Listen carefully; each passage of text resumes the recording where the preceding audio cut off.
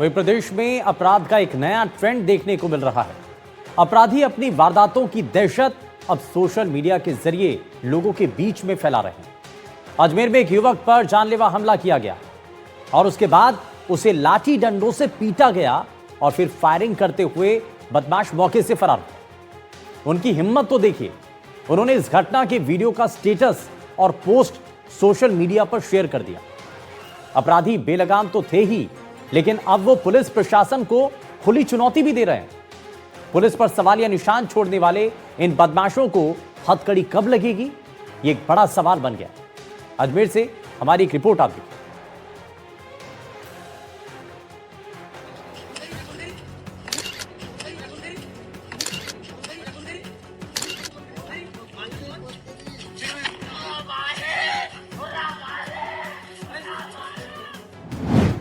मारपीट के बाद युवक पर फायरिंग। सोशल मीडिया पर फैलाई दहशत। फायरिंग का वीडियो किया वायरल।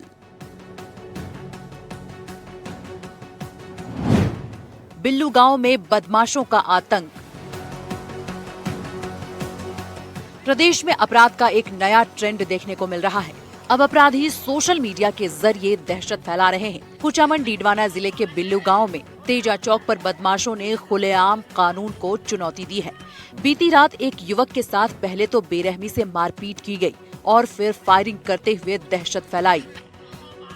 इस पूरी वारदात का वीडियो बनाकर आरोपियों ने सोशल मीडिया पर स्टोरी और व्हाट्सएप स्टेटस भी लगा दिया, जिससे ग्रामीणों में भारी दहशत फैल गई। फायरिंग में बिल्लू के रहने वाले विपिन गंभीर रूप से घायल हो गए। घटना के बाद गांव में अफरा तफरी का माहौल बन गया। बदमाश वारदात के बाद मौके से फरार हो गया। प्रत्यक्षदर्शियों के अनुसार आरोपियों ने पहले विपिन के सिर पर मुक्के मारे, पेट में घूंसे जड़े और लाठियों से जमकर मारपीट की। मारपीट के दौरान विपिन बुरी तरह चीखते नजर आ रहे हैं, जबकि बदमाशों के हाथों में डंडे साफ दिखाई दे रहे हैं। इसके बाद युवक पर फायरिंग की गई।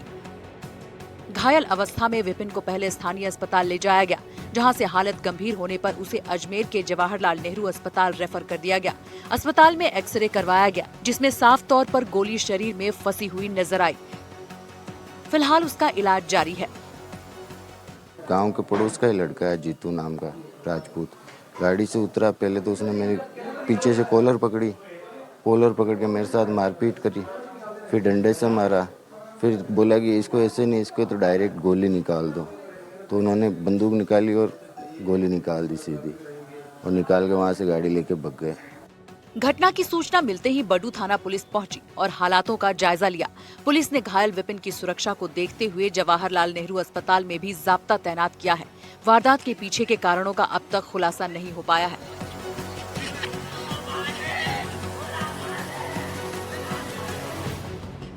बताया जा रहा है कि मारपीट और फायरिंग के बाद हरिओम एचसी ग्रुप 0307 नाम के व्हाट्सएप स्टेटस पर वीडियो डाला गया, जिससे पुलिस भी चौंक गई। पुलिस अब वीडियो के आधार पर आरोपियों की पहचान कर उसकी तलाश में जुट गई है। गांव में तनावपूर्ण माहौल को देखते हुए पुलिस सतर्कता बरत रही है। ये आरोपी खुलेआम पुलिस को चुनौती दे रहे हैं और अपराध की दहशत फैलाने के लिए अब बदमाश सोशल मीडिया का इस्तेमाल कर रहे हैं। प्रशासन के लिए ये चुनौती जरूर है, लेकिन अपराधियों पर लगाम लगाने के लिए पुलिस को और सतर्क होने की जरूरत है। मारपीट का वीडियो बनाकर बदमाशों ने व्हाट्सएप के स्टेटस पर भी लगाया, जिससे इलाके में दहशत फैल गई। घायल विपिन को अजमेर के जवाहरलाल नेहरू अस्पताल रेफर किया गया, जहां पर उसका इलाज जारी है। सूचना पर बडू पुलिस मौके पर पहुंची और आरोपी जो फरार है उसकी तलाश शुरू कर दी। एनडीटीवी राजस्थान अजमेर से पवन अटारिया। और अब आपको बात भरतपुर से बताते हैं, जहां एक एम्बुलेंस के अंदर नवजात मासूम की मौत हो गई। नवजात को सांस लेने में परेशानी हो रही थी, उसको दिक्कतें आ रही, इसीलिए उसे भरतपुर से जयपुर की तरफ रेफर कर दिया जाता है। लेकिन जयपुर पहुंचने से पहले ऑक्सीजन सप्लाई बंद हो गई और नवजात ने तड़प कर एम्बुलेंस में ही दम तोड़ दिया। नाराज परिजनों ने जब विरोध किया तो अस्पताल प्रशासन ने उल्टा परिजनों पर ही लापरवाही का आरोप लगा दिया। अब इस घटना को लेकर परिजनों में रोष बना हुआ है और नाराजगी भी है। आखिर इसके बाद क्या हुआ और प्रशासन, अस्पताल प्रशासन इस पर क्या कह रहा है, जरा वो आपको दिखाते हैं।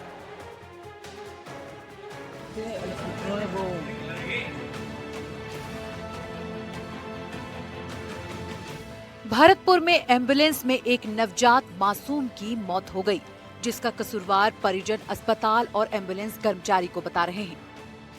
भरतपुर शहर के जनाना अस्पताल से जयपुर रेफर किए गए नवजात की रास्ते में ही मौत हो गई थी। आरोप है कि एम्बुलेंस में लगा ऑक्सीजन सिलेंडर जयपुर पहुंचने से पहले ही खत्म हो गया, जिसके कारण बच्चे ने दम तोड़ दिया। घटना के बाद परिजनों ने अस्पताल प्रशासन पर गंभीर लापरवाही का आरोप लगाते हुए इसका विरोध किया। जानकारी के अनुसार नवजात को सांस लेने में परेशानी होने पर शुक्रवार दोपहर भरतपुर जनाना अस्पताल से जयपुर के लिए ऑक्सीजन सपोर्ट पर रेफर किया गया था। पीड़ित के अनुसार एम्बुलेंस अस्पताल द्वारा उपलब्ध करवाई गई थी। आपके बच्चे का जन्म कब हुआ था? कल हुआ था, कल जनाना अस्पताल में। ठीक है, फिर इसको रेफर क्यों किया?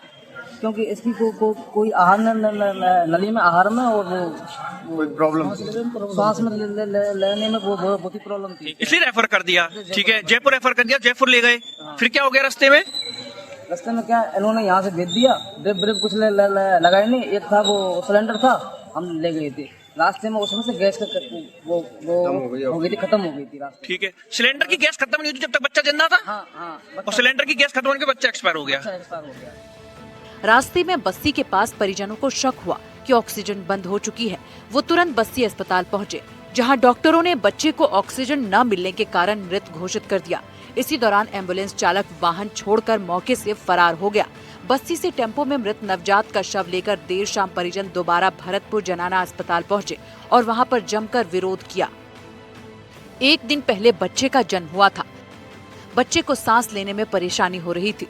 जनाना अस्पताल से जयपुर रेफर किया गया था नवजात को। रास्ते में ऑक्सीजन खत्म होने से बच्चे की मौत हो गई। एम्बुलेंस ड्राइवर मौके से हुआ फरार। पिता नवजात का शव लेकर जनाना अस्पताल पहुंचा। अस्पताल प्रशासन ने परिजनों पर ही लगा दिया आरोप। अस्पताल प्रशासन ने परिजनों पर नशे में होने का आरोप लगाया है, जिसे परिजनों और मौके पर मौजूद लोगों ने सिरे से खारिज कर दिया। नवजात के परिजन बच्चे की मौत के लिए एम्बुलेंस चालक और अस्पताल की लापरवाही को जिम्मेदार बता रहे हैं। जैसे ही मेरी संज्ञान में आया है तो मैंने तुरंत जाकर और बच्चे की टिकट दिखाए और डॉक्टरों से जो ट्रीटमेंट किया उनसे बात किए, तो उन्होंने बताया कि हमारे यहाँ बयाना से रेफर होकर 11 बजे बच्चा एडमिट हुआ था, जिसकी कंडीशन बहुत क्रिटिकल थी उस समय। तो उसको सीपैप मशीन होती है एक, सांस लेने में जिससे आराम मिलता है, उस पर रखा है। और उसको जैसे ही सुबह बता रहे हैं कि ओजी डालने की कोशिश की है। ओजी मतलब जिसमें खाने फीडिंग के लिए डाली जाती है। जैसे ही पता लगा है कि उसको ओजी नहीं जा रही बार बार डालने के बाद, तो लगा है कि सांस वो आहार नली उसकी बंद है। और हमें डॉक्टरों ने अवगत कराया कि सांस नली और आहार नली दोनों जुड़ी हुई हैं, तो इसलिए उसको सर्जरी के लिए इमरजेंसी में उसको रेफर करना जरूरी था, तो इसलिए रेफर किया गया उसको। अस्पताल प्रशासन, एम्बुलेंस कर्मचारी या फिर उस मासूम बच्चे के माता पिता, आखिर कौन है मासूम की मौत का जिम्मेदार? ये सवाल अब भी बना हुआ है। इस बीच अगर सबसे बड़ा नुकसान किसी का हुआ है तो वो है मासूम बच्चे के माता पिता, जिन्होंने अपने नन्हे से बच्चे को हमेशा के लिए खो दिया। वो नवजात जिसने दुनिया देखी भी नहीं थी और वो लाचार सिस्टम का शिकार हो गया। एक पिता अपने एक दिन के नवजात को अपनी गोद में लेकर इधर उधर दौड़ता रहा, लेकिन बावजूद इसके पीड़ित पिता की बात सुनने को कोई तैयार नहीं था। सवाल है कि घटना के एक ही दिन में परिजनों पर शराब पीने का आरोप लगा देना कहां तक सही है?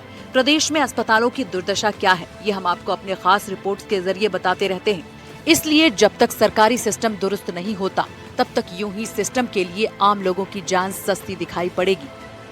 भरतपुर में नवजात बच्चे की मौत का मामला सामने आया है। परिजनों ने आरोप लगाया है कि बच्चे को जनाना अस्पताल से जयपुर जेके लॉन के लिए रेफर किया गया था।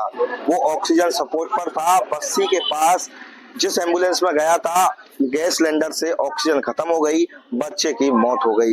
हालांकि इस मामले को लेकर के अस्पताल प्रशासन का कहना है कि बच्चे की सांस नली और आहार नली जॉइंट थी। परिजनों से मना किया गया था इन्हें किसी भी प्रकार का आहार नहीं दिया जाए, लेकिन परिजनों ने पस्सी के पास में दूध पिला दिया, जिसके चलते बच्ची की मौत हुई है। हालांकि जो परिजन थे बच्चे के शव को लेकर के जनना अस्पताल पहुंचे, लेकिन प्रशासन ने उनसे लिखित में शिकायत मांगी और आश्वासन दिया है कि आप लिखित में शिकायत दीजिए, जांच कराई जाएगी, जो भी दोषी होगा उसके खिलाफ कार्रवाई की जाएगी। हालांकि परिजन मथुरा गेट थाने में भी पहुंचे, जहां मथुरा गेट थाना प्रभारी की ओर से कह दिया गया कि ये हमारा क्षेत्र का मामला नहीं है और ये जो घटना घटी है वही मामला दर्ज कराना पड़ेगा। भरतपुर से एनडीटीवी के लिए ललितेश कुशवाहा।